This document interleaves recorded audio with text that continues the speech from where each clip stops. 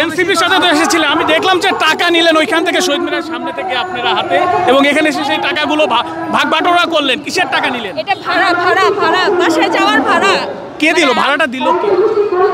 ভাড়া কেউ দেয়নি, মানে আমি যাকে নিয়ে আসছি তাদের ভাড়াটা দিলাম। আচ্ছা, আপনি যে বললেন যে আপনি এনসিপির সাথে আসেন না, অন্য দলে আসছেন, তাহলে মিথ্যা কথা কেন বললেন? আমি সেটার কথা বলি নাই, বলছি ভিডিওটা করি না সেটা বলছি।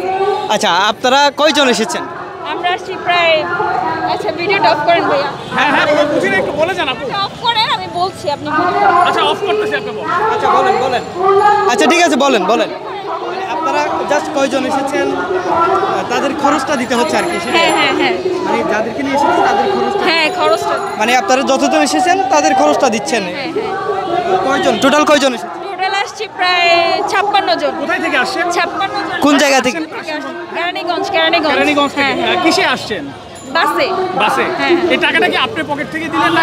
না না, আমার দলনেত্রী আছে, উনি দিচ্ছে। উনি দিচ্ছে। এটা কি ভাড়া পাবো? হ্যাঁ ভাড়ার টাকা? হ্যাঁ, ভাড়ার টাকা। তো বাসে আসলে বাস ভাড়া কি ওনারা দেয় নাই? এখন যারা যারা যাবে ওনাদের ভাড়ার টাকা দিতে হবে না?